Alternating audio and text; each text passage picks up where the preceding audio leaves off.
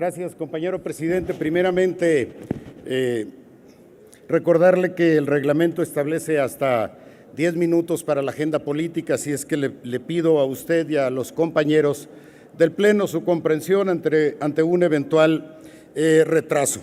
Es la primera vez que subo después de el incidente de ayer aquí en tribuna, y quisiera darle una disculpa, expresarle una disculpa a la diputada Angelina Carreño por cualquier molestia involuntaria que le hayamos infligido por la toma de tribuna ayer, que nosotros nos habíamos propuesto de la manera más pacífica y respetuosa posible.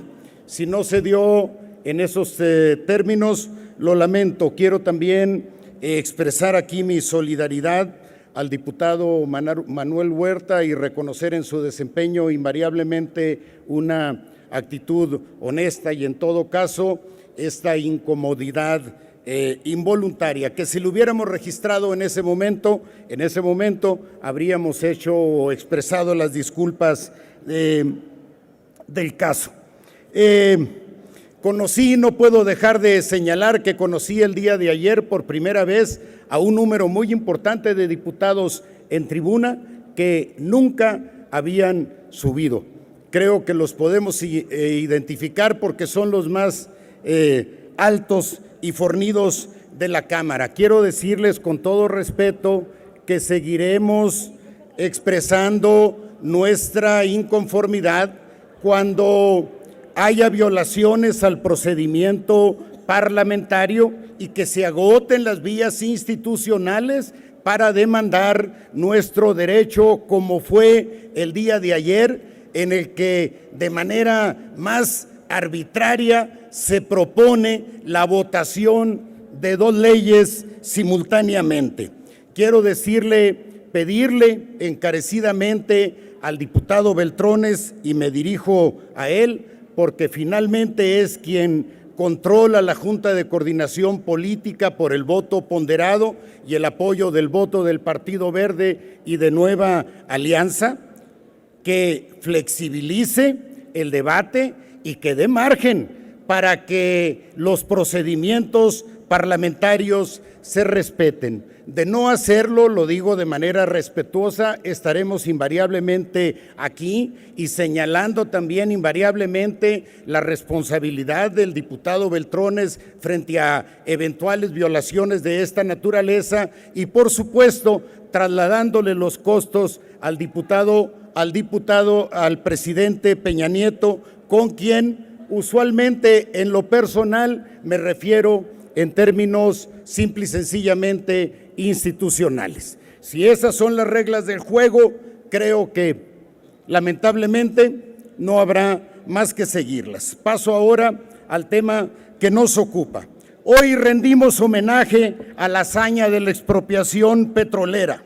Rendimos homenaje a ese episodio vivo en la memoria colectiva de los mexicanos que sigue inspirando a quienes aman a nuestro país. Al hacerlo, es obligado señalar a los traidores encabezados por el presidente Peña Nieto, que han anulado la obra del general Lázaro Cárdenas, cuyo mérito como impulsor de la expropiación petrolera ha llevado a esta Cámara a honrar su memoria, grabando su nombre en letras de oro en el muro de honor de este pleno. Al hacerlo, es obligado señalar la reforma energética que anula la expropiación fue arropada por una ola de aplausos de nuestra clase gobernante y un coro de adulaciones del gran capital nacional y extranjero. Sin embargo, nuestra celebridad en jefe, ese joven de mollera dura a quien se atribuye tal hazaña, no tiene ganado el reconocimiento de los mexicanos, mucho menos el de la historia. Tal vez el grupo de reformadores reaccionarios y entreguistas que hicieron posible la reforma energética entre los que se cuenta el coordinador parlamentario del PRI en esta Cámara, el diputado Beltrones, se vean sucediendo en los pedestales de la historia al general Lázaro Cárdenas y al general Francisco Múgica. Pero se equivocan. La traición es cuestión de tiempos. Hay en la historia de México ejemplo de quienes rindieron los intereses de la nación al interés extranjero. Ahí comparten estelares Santana, Porfirio Díaz, Miramón y Mejía y Nepomuceno Alponte. Todos ellos gozaron las mieles del triunfo y recibieron en su momento el reconocimiento de los poderosos. Pero al recuperar los mexicanos el ejercicio de la soberanía, escribieron el juicio final de la historia con una sentencia imborrable: traidores a la patria, porque siempre en este tipo de decisiones la traición es cuestión de tiempo. Ciertamente tiene nuestra historia ciclos a veces muy dolorosos y prolongados en el tiempo, ciclos en los que todo apunta a la consolidación de un orden ajeno a los intereses nacionales y populares, pero el péndulo de los acontecimientos ha regresado invariablemente al punto de construcción de una nación verdaderamente soberana, libre y justa. El poder y sus patrocinadores podrán avasallar en este momento histórico con su falsa versión de reformas para la modernidad, pero vendrá el tiempo en el que nada podrán hacer ni el PRI, ni el PAN, ni el gobierno en su conjunto para contener la pérdida de confianza y el resentimiento acumulado de millones de mexicanos que defenderán sus intereses en la calle y en la calle protestarán contra este pillaje de Estado. Mientras tanto, entre más doble la cerviz el poder presidencial ante los múltiples poderes de facto que lo cercan y condicionan en materia petrolera, más le pedirán que se agache.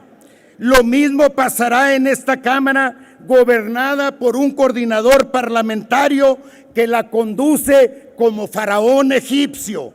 Los priistas ya habían enseñado el cobre en su Consejo Nacional, en el que aprobaron, tengo derecho hasta 10 minutos, compañeros, en el que aprobaron como parte de sus postulados, sin discusión alguna, por unanimidad de sus 4,000 delegados. Tengo derecho hasta 10 minutos, compañero coordinador. Por unanimidad de sus 4,000 delegados. Les ruego a todos que podamos con tolerancia escuchar al orador. El reglamento efectivamente establece hasta 10 minutos en agenda política. Le pusieron 5 en el reloj. Vamos a darle los 10 a los que por reglamento tiene derecho. Les pido que podamos hacerlo en orden y con respeto a todos. Gracias, presidente. El incremento, los priistas ya habían aprobado el incremento al IVA y la apertura de Pemex al capital extranjero. Olvidaron que la expropiación petrolera fue el cénit del proyecto nacionalista iniciados por los fundadores del PRI. Su regreso al capital extranjero representa una mutación ideológica pocas veces vista en un partido político, incluido el PRI. Aún sin ser especialistas en el tema, el instinto político nos dice que ahí algo está mal. Tal vez la frágil memoria priista olvidó lo que su ahora coordinador parlamentario, entonces senador, dijera textualmente en 2008: no he cambiado jamás, no he cambiado jamás de ideología. Permitamos que concluya el orador. Les ruego, por favor, un poco de tolerancia y respeto para dejarlo que concluya su intervención.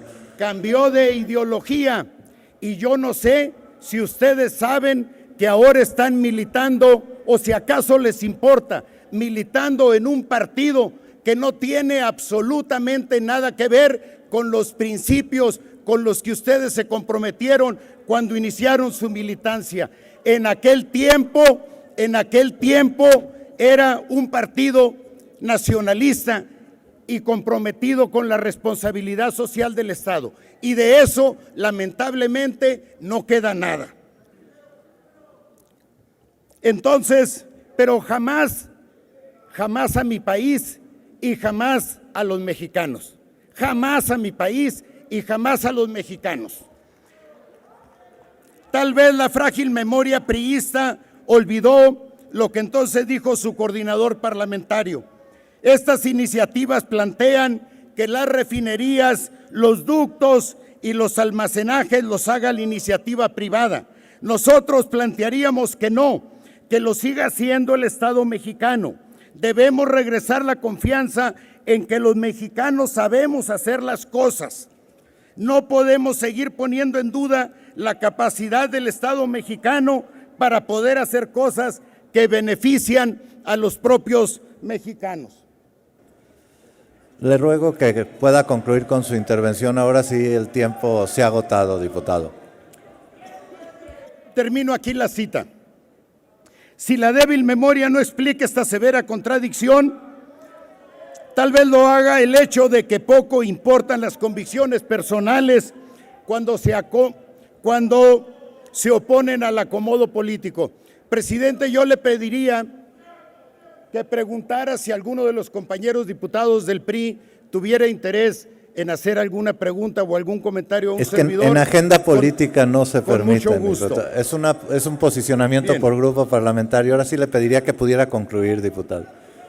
No puedo dejar de suponer que la actitud sumisa de tantos legisladores priistas y panistas que aprobaron la reforma energética la asumieron bajo los cálculos de la cuarta ley de Newton, esa que según la picaresca política establece que en política todo lo que se arrastra tiende a subir. Quienes no compartimos esta visión de la reforma energética debemos medir las consecuencias de esta decisión. Es evidente que el Estado mexicano en su Diputado Durazo, yo le pido que pueda concluir con su intervención. Evidentemente su tiempo se ha agotado, pero ya hace rato, entonces le pediría por favor que concluyera. Termino con lo siguiente, presidente, gracias. Solo les digo a ustedes que las presiones internas de las corporaciones petroleras serán crecientes y que aquellas empresas que nos saquearon en 1938 nos volverán a saquear. Podrán incluso trasladarse a nuestro país los riesgos geopolíticos que envuelven a otras regiones petroleras. Pensar con visión histórica cuesta. Que cada diputado y diputada administre el horizonte de su mirada, que cada uno tome el lugar que le corresponde en esta hora histórica de nuestro país. Solo recomiendo que al hacerlo nadie olvide que a todos nos aguarda el sentir ciudadano en las urnas y el juicio final de la historia que finalmente podría ser traidores a la patria. Gracias, presidente, por su flexibilidad.